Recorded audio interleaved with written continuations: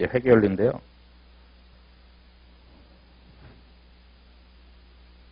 여기 보니 페이지가 적혀 있잖아요. 페이지가 있고 이제 밑줄 그은 부분들은 우리 교재에 100%는 아니지만은 두꺼운 부분, 두꺼운 글씨들이 있죠. 대체로는 거의 그렇습니다. 그래서 밑줄을 그은 부분들은 두꺼운 부분이다라고 보시면 되겠고, 물론 이제 우리 교재는 두꺼운데 안 돼 있지만 이렇게 또 돼 있는 것들도 있을 거고요. 페이지는 우리 교재 페이지입니다. 그래서 보시죠. 이건 뭐냐? 회계 정의입니다.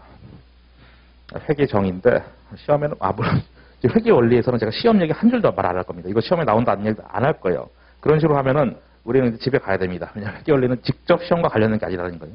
그러니까 영어에 정말 기초, 그러니까 영어로 치면은 뭐 ABC 같은 걸 이제 배운다라고 보시면 될 텐데, ABC가 영어 시험에 안 나오듯이 이것도 마찬가지입니다. 근데 이걸 안 돼 있으면은 그 중급회계 가서, 우리가 재무회계 가서 고생할 수 있기 때문에 반드시 해야 되는 그런 과정이고, 시험 얘기 한 줄 없이 그냥 회계 기초를 다준다. 편하게 5일 동안 오전에 3시간씩 5일 동안 들으시면은 될 겁니다. 복습도 많이 필요하지 않을 거예요. 간단하게 말하면은 회계 정의는 재무제표 작성. 이게 지금 재무제표예요. 이게 재무제표. 플러스 재무제표 전달입니다. 누구한테? 정보 이용자한테. 또는 뭐 이해관계자.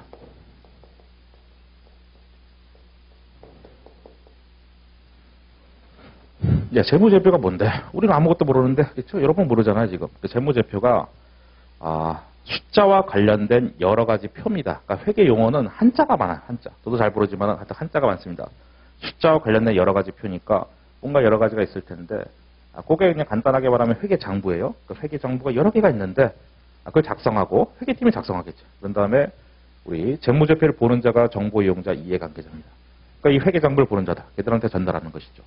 뭐 주주, 채권자 등등등이 되겠지. 바로 뒤에 나오겠지만은 뭐 주주라든가 뭐 채권자 등등등이 재무제표 궁금하겠죠. 그런 자들한테 전달하는 거. 그게 회계 정의입니다. 그러니까 회계의 목적이면서 회계의 정의이기도 한 것이죠. 그래서 그걸 재무제표를 회계팀이 작성을 하고 정보 이용자한테 전달하는 그 과정을 갖다가 회계 정의다라고 하는데, 아까도 말했지만은 뭐 이거 뭐 시험에 나와요, 안 나와요 이런 얘기를 한 번도 안 할 겁니다. 회계 원리에서는. 됐어요? 그래요. 자, 그래 처음이니까 뭐 읽어드릴까? 저는 이제 알잖아요. 이런 게 다 부질없다는 거 알기 때문에 안 하려고 하는 건데, 처음인데 처음부터 제낄 수 없잖아. 회계란 다양한 정보 이용자, 다양한 이해관계자가 합리적인 의사결정할 수 있도록. 그러니까 합리적인 의사결정이라는 건 얘기는 뭐 이런 것이죠. 얘들이 재무제표 본다고 했는데, 예를 들어서 주주는 왜 보냐? 야, 이 회사 주가가 오를 거냐 떨어질 거냐? 이 회사가 뭐 이익이 많이 나가지고 우리한테 배당을 많이 줄 거냐 적게 줄 거냐?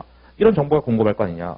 그 다음 제가 아까 뭐 금융연성 강의를 많이 한다고 했는데, 걔네들이 은행이잖아요. 가장 대표적인 채권자가 은행. 돈을 빌려줬으니까 돈 받을 권리가 있는 채권자 은행이 될 텐데, 당연히 정보 이용자들이, 채권자들이 재무제표 봐야지. 그래야 얘들이 좀 재무제표가 안 좋네? 돈을 빌려주지 말아야지. 또는 재무제표 안 좋으니까 이자를 세게 해야지. 이런 식으로 하면서 다 정보 이용자 되는 것이죠. 그래서 걔네들이 그렇게 합리적인 의사결정을 잘 하도록 재무제표를 전달하는 과정, 이런 것들이 회계의 정의다. 됐습니다. 그럼 이해관계자들이 이렇게 많죠. 그 재무제표를 보는 자를 얘기하는 겁니다. 경영자, 당연히 보겠지. 지회사인데. 물론 이제 바지 사장이든 아니면 자기가 진정한 회사의 주인이든 간에 어쨌든 재무제표 안 볼 이유가 없겠죠. 실적이 궁금할 텐데. 주주, 배당금 얼마나 될까? 주가가 오를 거냐 떨어질 거냐? 뭐 채권자, 은행이 대표적인 애들이 되겠죠. 이 회사한테 돈을 빌려줄 거냐 말 거냐? 이자를 몇 프로 할 거냐? 등등 하면서 재무제표를 보고 다 판단하는 겁니다. 거래처, 이 회사 거래를 할 거냐 말 거냐? 그 돈을 뭐 외상 거래를 하고 있는데 이 회사가 우리한테 돈을 줄 거냐 말 거냐 할 때도 다 재무제표 본다 이겁니다. 종업원들 성과금이 좋을 거냐 나쁠 거냐, 월급이 오를 거냐 떨어질 거냐 궁금하겠죠. 국세청 세금 얼마나 거둘 수 있을 거냐 궁금하겠죠. 그래서 다양한 정보 이용자들이 있다. 이해관계자가 정보 이용자랑 같은 겁니다. 제가 이렇게 말이 빠른 사람이 아닌데 안 중요한 거 알기 때문에 후다닥 넘어가는 것이고, 중요할 때 되면 천천히 한 3분의 1 속도로 갑자기 속도가 바뀔 거예요.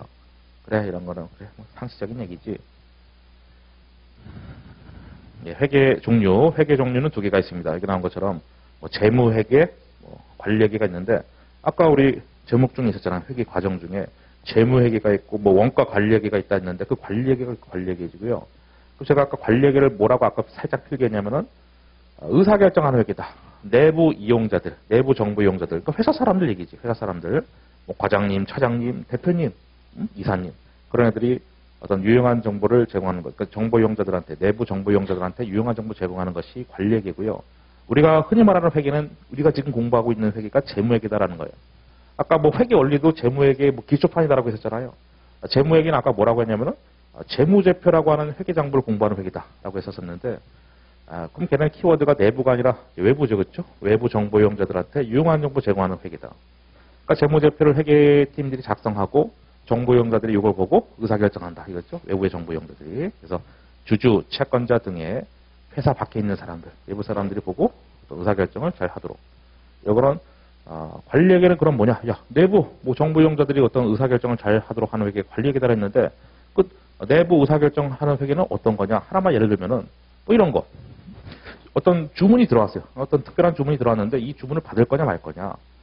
당연히 뭐 상식적으로 보면은 주문 들어왔으니까 받아야지. 네가 만약에 강의 들어왔으면 강의할 거 아니냐 이럴 수 있잖아요. 근데 거절할 수도 있는 겁니다. 이게 다 의사결정이지. 왜냐면 내가 지금 이미 강의 스케줄이 잡혔어. 근데 단가가 지금 이게 만약 1원짜리야. 근데 그 뒤에 있는 단가가 뭐 3원짜리면 하는 것이고 뒤에 있는 단가가 0.5원짜리면 안 하는 거고 뭐 거절할 수도 있고 수락할 수도 있잖아요. 그런 것들이 다 어떤 내부 의사결정을 위한 회계 관리회계랑 관련된 겁니다. 그래서 우리는 그 원가 관리할 때 그 관리회계하고 재무회계가 있는데 뭐 교재목 표가 있으니까 살짝 봅시다. 워낙 뭐 교재가 작으니까 이거는 뭐 PPT로 구성하진 않은데 간단하게 보시면 돼요.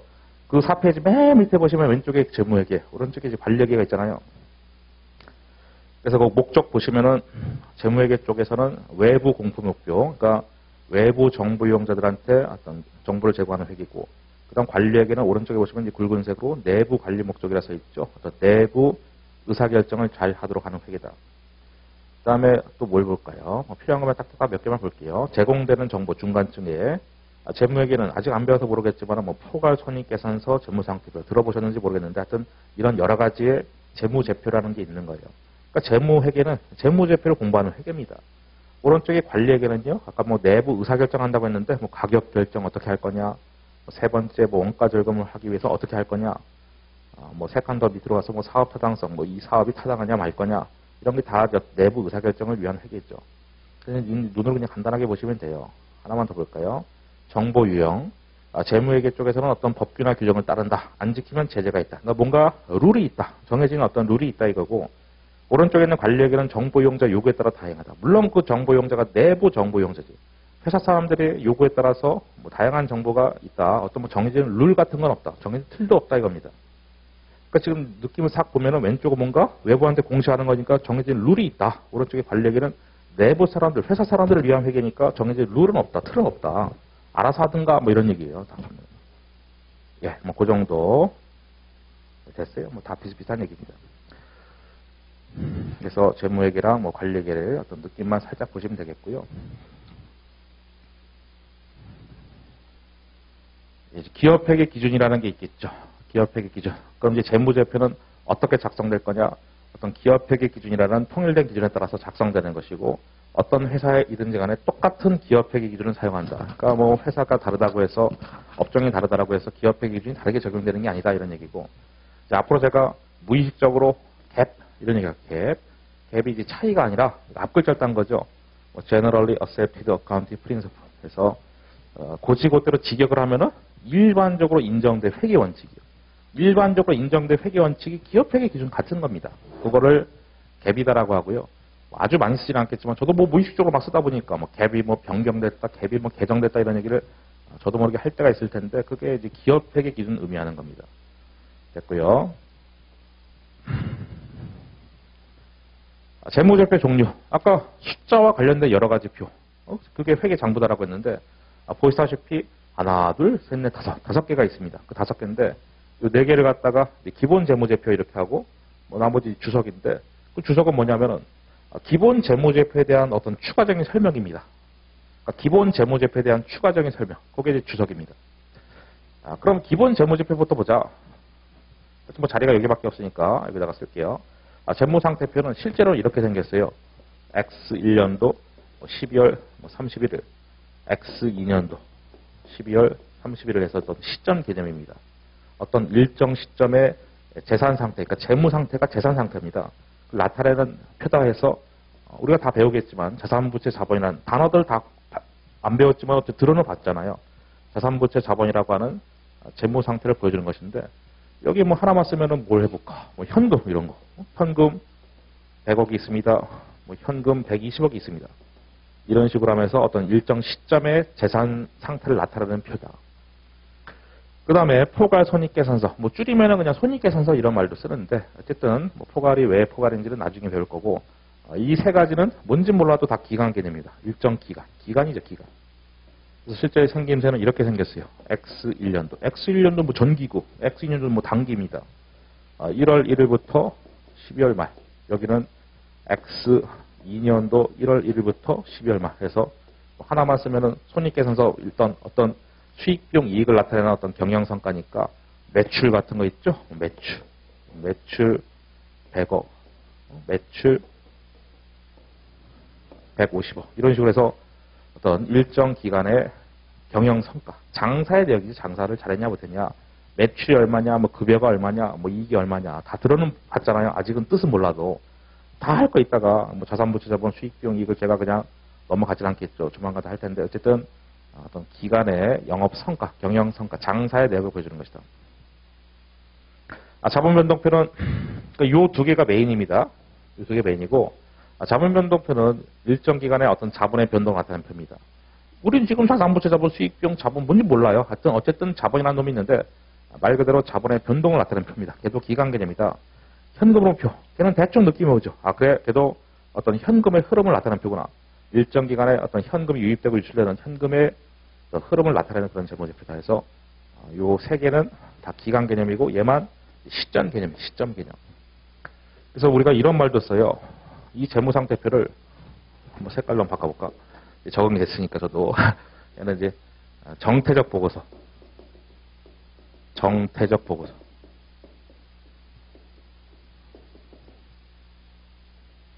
이거는 동태적 보고서. 동태, 요 세 개는. 자리가 부족하다. 동태적 보고서. 이런 어려운 용어들은 저기 뭐 기본 이론, 제가 말한 이제 재무 얘기죠. 그쵸? 저쪽 기본 이론 가서 다 등장할 텐데, 정은 정지에 있다. 동은 움직인다 이거죠. 무슨 얘기요? 이거는 시점 개념이다. 시점. 동태, 움직인다. 기간 개념이다. 이런 뜻입니다. 그래서 유일하게 재무 상태표만 시점 개념이다 이거고요. 뭐 정확한 건 모르지만 어쨌든 느낌으로만 살짝 우리는 아시면 되겠고, 이제 배워가면서 이제 우리가 하겠죠. 그래서 대부분의 시간을 우리는 재무회계에서는 이 두 가지 공부할 거예요. 그리고 마지막 가면은 현금흐름표 공부할 텐데, 뭐 제일 어렵긴 하죠. 자본변동표는 너무 쉬워서 시험에 낼 것도 없어서 뭐 사실상 안 나온다 보시면 되겠고, 시험은 이 두 개 중심이고, 이거는 나중에 미치게 어려울 겁니다. 마지막 현금흐름표, 죽음의 현금흐름표, 하여튼 이 세 가지를 우리는 공부한 겁니다. 자, 그럼 주석은 공부 안 하냐? 주석은 이런 거. 기본 재무제표에 대한 아까 추가적인 설명이다라고 했는데 이런 거. 예를 들어서 여기 뭐 매출이 100억이 있어. 그럼 뭐 주석 5번을 가봐라. 그럼 주석 5번에 막 써있겠지, 뭐라고. 뭐라 써있겠지. 예를 들어서 이 회사의 매출은 국내 매출 얼마다, 수출 얼마다 해서 자세한 내역들 쭉 써놓은 거예요. 말로 또는 뭐 표로써. 그래서 이 기본 재무제표는 아니지만은 얘도 재무제표입니다. 시험에, 제가 시험 얘기 안 한다고 했는데 이런 것도 시험에 나올 수 있습니다. 뭐 나중에 뭐 시험 얘기는 무궁무진하게 많이 할 텐데 이건 뭐 재무제표가 아니다 하면 틀린 거예요. 이것도 보시다시피 재무제표입니다. 빨간색을 원래 좋아하는데 여기는 파란색이 더 예쁜 색깔이에요. 그래서 파란색도 종종 써야 되겠습니다. 어쨌든 주석은 재무제표가 아니다 하면 틀린 거예요. 기본 재무제표는 아니지만 쟤도 재무제표입니다. 어쨌든 재무제표 5가지를 배웠고요. 넘어가겠습니다. 아까 무슨 자산부채 자본 수익비용 이익이 등장했는데 이제 하나하나 배워보겠죠. 배우겠습니다. 재무상태표부터요. 여기는 구체적으로 배울 건 아니고 구경하는 시간이에요. 구경하는 시간. 구체적으로 배울 거는 뭐 이번 시간 말에 하든가 뭐 다음 시간 초에 하든가 할 텐데 어쨌든 이게 자산부채 자본이라는 재산 상태. 이게 아까 재산 상태였죠? 재산. 대충은 알잖아. 그래. 내가 자산을 하고 자본은 모르겠지만 부채는 확실히 압니다. 그렇죠? 내가 빚을 얼마나 냈다 뭐 이런 느낌. 그래서 자산부채 자본이라고 하는 재산 상태를 나타내는 것이고 제가 아까 시점 개념이다 했듯이 정말로 12월 말. 왜냐면은 사업연도가 1월 1일부터 12월 말이에요. 거의 다 95% 이상이. 실무상 한 98% 이상이.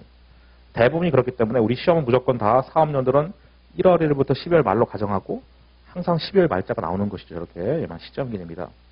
나머지 뭐라 써있지만 이런 거 중요하지 않아요. 그냥 자산부채 자본이 있고 시점 개념이다. 뭐 그 정도 아시면 되겠고, 뭐 회사이든 뭐 단위, 이게 뭐가 중요해. 하여튼 이렇게 있다.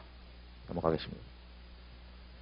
그리고 이게 가끔 가다가 빈 박스가 있는데, 그거는 제가 필기를 하겠다는 얘기죠. 다 제 구성을 짜놨습니다. 머릿속에. 필기를 여기서 하겠다. 좀 시간이 애매하긴 하지만은 그래도 한번 해보겠습니다.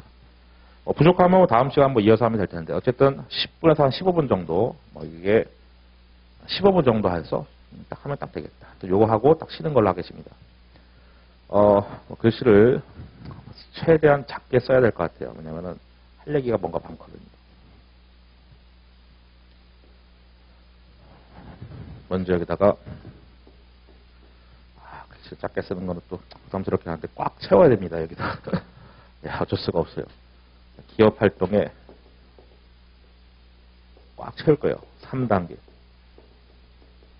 그래서 오프라인 분들은 되도록이면은 앞에 앉는 게 나을 수도 있어요. 잘 안 보이잖아요. 여기서도 잘 안 보이는데. 기업 활동의 3단계.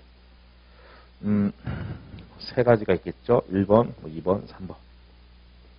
그 다음에 두 번째가 재무상태표하고 손익계산서에 아까 의미와 관계를 해보자. 여기서.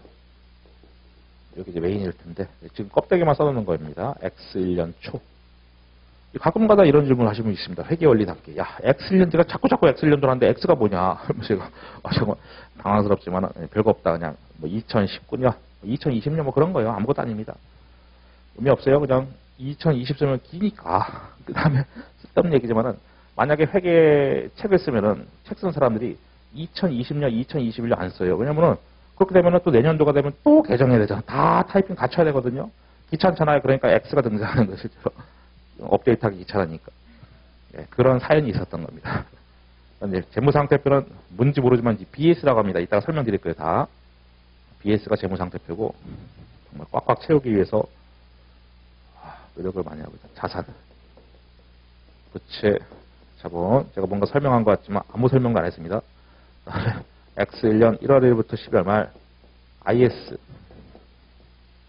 이것도 설명할 텐데 손익계산서입니다. 얘는 수익비용 이익 이렇게 생겨 먹었어요.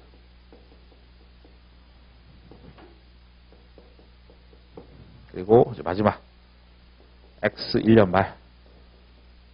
그러니까 1년 말이니까 1년이 지난 거지. 여기 1월 1일, 여기 12월 말. 그래서 BS입니다. 그래서 여기다가 뭔가 꽉 채워야 되겠죠, 제가. 자산, 부채, 자본.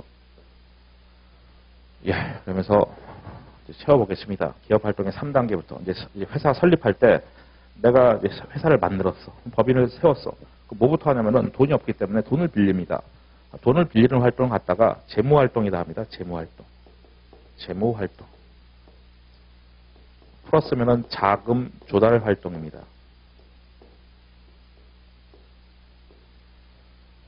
그러니까 자산, 부채, 자본, 수익, 비용, 이익 안 들어본 사람 없죠. 다 들어봤는데 뜻을 몰라서 그렇잖아요. 그러면 야 여기서 잠시만요. 글씨를 한번 좀 크게 해볼까 되는지. 여기서 재무활동과 관련된 단어가 딱 두 개가 있는데 그게 부채하고 자본입니다. 부채하고 자본. 그렇게 써도 되겠구나.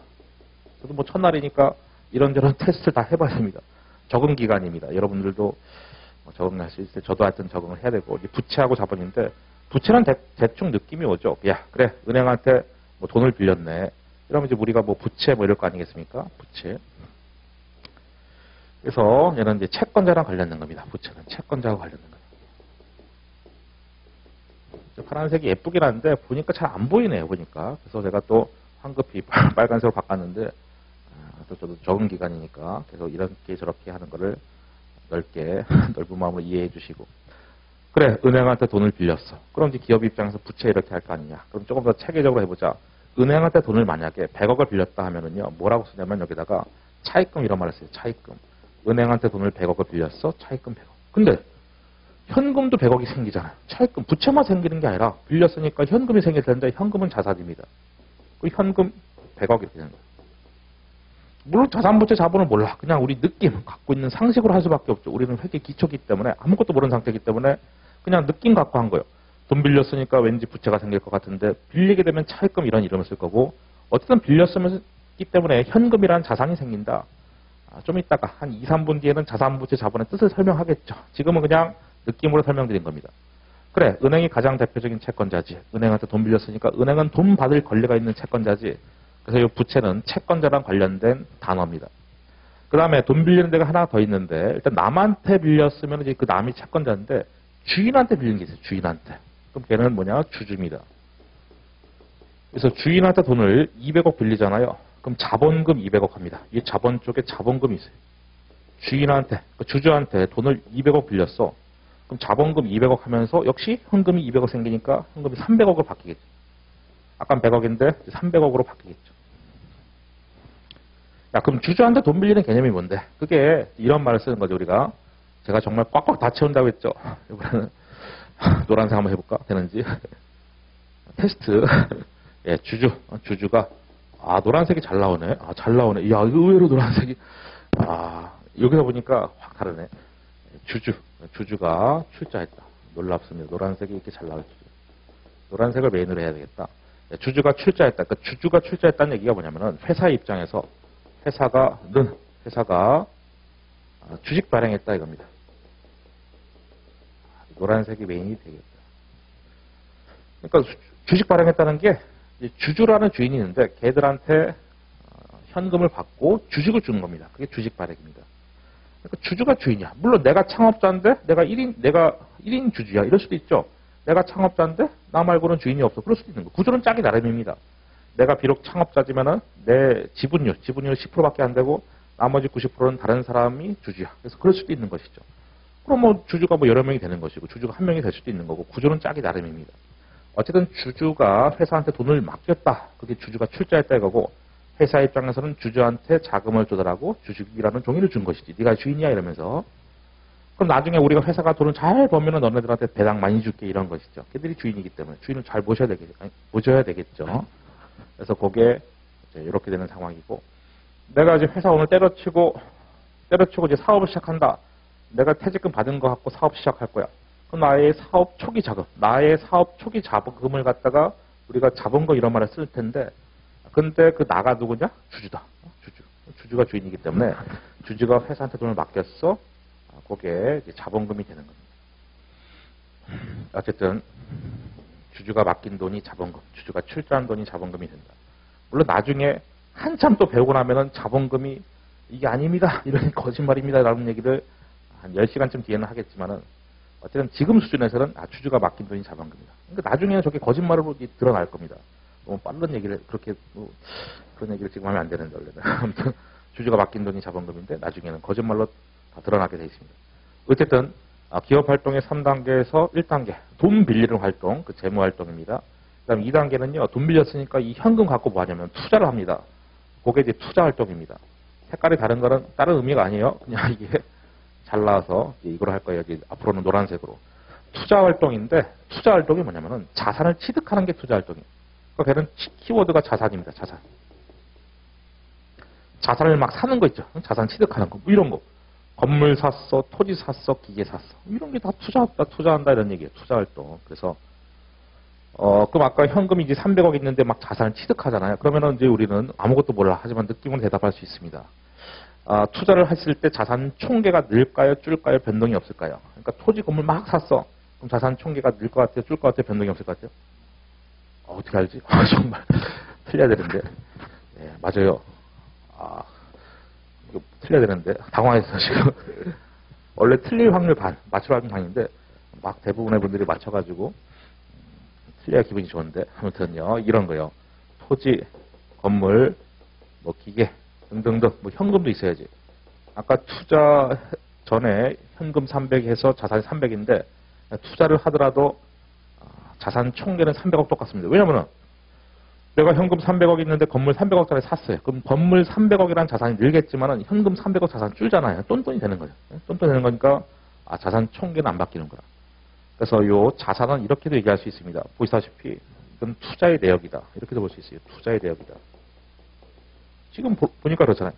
자금 조달한 현금 갖고 자산을 취득한 내역이다. 투자의 내역이다. 이러면. 그리고 부채 자본도 이미 다 배웠지만은 이건 뭐랑 관련됐냐? 이거는 자금 조달과 관련됐다. 물론 위에도 써있죠. 부채 자본은 자금 조달 측면과 관련된 용어고 자산 어떤 투자의 내역을 얘기하는 것이다. 그리고 세 번째 3단계. 그래 자산 취득까지 했어. 자산 취득까지 해서 이제는 뭐요? 장사를 하겠죠. 영업을 합니다. 영업을 하면은 이제 수익 비용 같은 게 인식이 될 겁니다. 장사하는 활동 갖다가 영업 활동이다라고 하는 것이고, 뭐 장사하는 게 이런 거죠. 물건 사서 만들고 팔고 뭐 이런 거, 뭐 월급도 주고 광고도 때리고 하여튼 영업 장사를 하는 것인데 이제 수익 비용과 관련된 겁니다. 영업 활동은 이제 수익 비용하고 관련된 용어입니다. 그래서 역시 아직은 자산부채 자본의 뜻도 모르고 수익 비용의 뜻도 모릅니다만은 느낌으로 할 수밖에 없죠. 아직까지는 예를 들어서 뭐 매출 같은 거. 그럼 뭐 매출이 뭐 300억이 있다. 급여 같은 거 200억이 있다. 그럼 이익이 100억이 나겠죠. 그래서 수익은 아직까지는 이렇게 보시면 돼요. 돈 버는 거. 돈 버는 게 수익입니다. 돈 버는 게 수익이고 돈 벌어서 어디 나가는 돈이 있잖아요. 수익 창출하기 위해서 나간 돈이 비용입니다. 역시 이 모든 것들도 나중에 다 거짓말입니다 하겠지만은 어쨌든 지금 수준에서는 돈 버는 게 수익이고 돈 벌기 위해서 나간 돈, 수익 창출하기 위해서 나간 돈이 비용이다. 그래서 매출, 이자 수익 이런 게 수익이겠죠. 비용은 뭐 급여, 뭐 이자 비용 등등등. 그래서 빼면은 이익이 됩니다. 수익 빼기 비용이 이익이구나 라는 거고요. 이제는 지우개를 좀 쓸 때가 됐네요. 잠깐만 이거를 지금 쉴까 말까 흐름이 끊기니까 쓰면 안 되겠죠. 그렇죠? 예, 역시 일강답게 의욕이 넘치십니다. 그래서 이거는 싹 다 지우고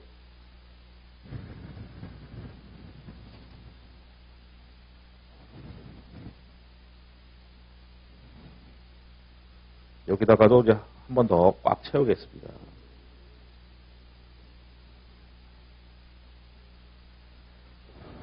이제는 자산부채 자본의 정의를 이제 설명할 때가 됐습니다. 이제는 할 수 있습니다. 정의. 다는 못해도 자산부채 자본의 정의를 할 수 있습니다. 수익비용의 정의는 아직은 못 배웁니다. 이건 한참 뒤에 배워야 되는 거예요. 정말 이건 한참 뒤에 배우고 자산부채 자본의 정의는 이제 할 수 있는데 두 번 설명할 거예요. 첫 번째는 쉽게 야매로. 다음에 두 번째는 어렵게 FM대로 뭔가 어려운 용어가 등장하겠죠. 그래서 이거는 재산. 여기는 제대로 배울 거고 그 다음에 여기는 빚. 오른쪽은 FM. 왼쪽은 AM이죠. 이거는 나의 진짜 재산. 역시 오른쪽이 FM정인데 일단 미리 써놓고 하겠습니다. 미래에 권리가 유입되는 거. 이것도 써놓고 미래에 이제 권리에 반대 의무죠. 의무는 유출된다면 어색하니까 이제 의무를 이행하는 거. 의무를 이행하는 거. 자본은 자산 빼기 부채. 그러니까 오른쪽에 있는 게 회계 기준서에 있는 정의입니다. 물론 그것도 이제 축약한 거지. 그래서 이제 하나씩 설명드려 보겠습니다. 그래, 여기 있는 토지, 건물, 현금. 우리가 재산하면 쉽게 이해가 되잖아요. 그래, 뭐 토지, 건물, 현금 등등등 이런 게 재산인데 그게 자산입니다. 근데 FM 정의는 미래 권리가 유입되는 거다 이렇게 썼는데 이 권리하고 의무는요. 대체로 현금을 수반합니다. 일반적으로 현금을 수반한다. 그러니까 제가 하고 싶은 얘기 이거지. 미래에 돈이 들어온다. 자산. 의무도 대체로 현금을 수반해. 그래서 미래에 돈이 나간다. 뭐 부채를 갚는다. 부채를 이행한다 이런 말 하잖아요. 그러니까 미래에 돈 들어오는 게 자산이고 미래에 돈 나가는 게 부채인데 하지만 제가 일반적으로 그랬지 뭐 항상 그런 건 아닙니다. 95% 이상은 맞습니다. 100%는 아닐 뿐이지. 야 그러면은 여기 있는 자산, 토지 건물 이런 걸 갖다가 우리가 뭐 미래에 돈 들어온다 이렇게 하는 거냐? 보세요. 토지 건물 같은 거 미래에 팔면은 돈 되잖아. 그러니까 우리가 알고 있는 재산은 미래에 딱 두 가지예요. 미래에 팔아서 돈이 되거나 아니면은 일정 시간 지나면 알아서 돈이 꽂힙니다. 뭐 주식, 채권, 정기예금. 시간 지나면 알아서 돈이 꽂히잖아요. 채권, 뭐 정기예금 이런 거. 그래서 팔아서 돈 되는 것들, 아니 시간이 지나면 알아서 돈이 꽂히는 것들. 그게 우리가 알고 있는 재산입니다. 그래서 그런 거구나. 부채는 더 쉽죠. 그래, 은행한테 돈 빌렸어. 차입금이다. 돈 빌리면 차입금인데 당연히 미래에 돈이 나가죠. 그래서 미래에 역시 의무를 이행한다. 어떤 돈 갚는 의무 같은 것들이 대부분이다. 그래서 미래 돈 들어와요, 미래 돈 나가요. 그렇게 하셔도 되죠. 우리 회계 원리에서는. 그러다가 이제 우리가 제대로 배우는 회계를 이제 중급 회계를 할 텐데, 그 중급 회계가 제가 말했던 그 재무회계의 기본 이론인데, 거기 가면은 뭐 돈이 나가고 들어오고 하지 않는 어떤 자산 부채도 있겠죠. 하지만 그때 가서도 대체로는 다 미래 돈 들어가고 돈 나갑니다. 자본이 좀 정의가 특이한데 자산 빼기 부채. 그래서 이걸 갖다가 우리가 뭐 순자산 이런 말도 하죠. 순자산. 순이 뭐냐면은 영어로 하면은 net debt. 한국말로 하면 순수한입니다. 그러니까 순수한 자산이야. 순수한 재산. 그래서 내 재산이 만약에 내가 만약에 재산이 뭐랄까 30억이 아니 요즘에 30억 하면 느낌이 없다. 내 재산이 만약에 100억이 있다. 근데 은행에서 99억 빌렸어요. 그럼 나의 진짜 재산 얼마야? 1억 이거죠. 1억. 그래서 껍데기 남들이 봤을 때는 이 새끼가 재산이 100억인데 은행에서 99억 빌린 거야. 그럼 그놈의 진짜 재산은 1억밖에 없는 거예요. 그래서 그 나의 진짜 재산이라고 썼는데 그것이 껍데기 자산 100억에서 남의 재산 99억 뺀 나의 순수한 재산이 1억이다. 이렇게. 근데 그 나가 누구냐? 우린 지금 회사가 주인이잖아요. 우리 지금 회사잖아요. 우리 지금 회사 재무제표 공부하는 거니까 당연히 회사의 진짜 재산인데 동시에 회사의 주인이 누구냐? 주주잖아요. 그러니까 이거는 주주의 진짜 재산이다 이렇게 볼 수도 있는 거예요. 주주가 회사의 주인이기 때문에. 물론 그 주주가 창업자가 될 수도 있고 아니면 그냥 정말 말 그대로 출자만 한 돈만 낸 그 주주가 될 수 있을 텐데 어쨌든 주주가 주인인 겁니다. 주주의 진정한 재산이다. 그러니까 이 자본은 회사의 진짜 재산이면서 동시에 이건 다 주주 재산입니다. 보세요. 주주가 200억 맡겼으니까 당연히 주질 거지. 지들이 맡긴 돈이니까 당연히 주질 거지. 등등등. 그래서 됐고 그래서 앞으로도 이 순자라는 단어들을 종종 보게 될 텐데 순자가 있으면 뭔가 다 뺀 겁니다. 뭔가 뺀 게 있는 거야. 뺀 뒤에 순수한 재산이기 때문에 그러니까 이것도 뭔가 뺀 게 있으니까 순자가 들어가는데 앞으로도 뭐 당기, 순이익 등등 하면서 순자를 여러 번 보게 될 겁니다. 그리고 한 3분만 더 하면 이제 끝이 나겠다. 조금만 더 합시다. 자리가 또 없으니까 또 지워야 됩니다. 지울 때가 좀 힘들어요. 이것도 뭔가 쉽게 지우는 방법이 있을 텐데.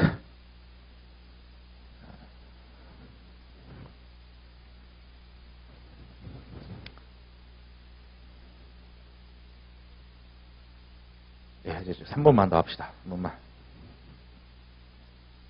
어떻게 보면은 오늘 하는 것 중에 가장 중요한 내용 중에 하나가 될 수 있어요. 그래서 하여튼 탑2 중에 하나입니다, 이게. 오늘 하는 것 중에는, 뭐 오늘 3시간 강의할 텐데. 그 다음에 결정적으로 이제 중요한 걸 이제 우리가 하지 않았죠. 뭐 관계. 아이고, 왜 이렇게 지워져? 잠시만요. 예민한 놈이네. 관계. 요 관계. 아까 그 관계인데, 그 관계를 봅시다. 이 재무상태표하고 요 손익계산서가 어떤 뭐 관계가 있나 봐요. 관계인데 미리 결론부터 써놓으면 이 관계는 이렇게 됩니다. 이익이 늘면은 미리 써놓겠습니다. 이익잉여금이 늘고 우리가 회계원리 끝날 때까지 이렇게 필기가 많은 거는 이제 없어요. 이제 앞으로는 자본이 는다. 이렇게 필기가 많은 거는 이제 없습니다.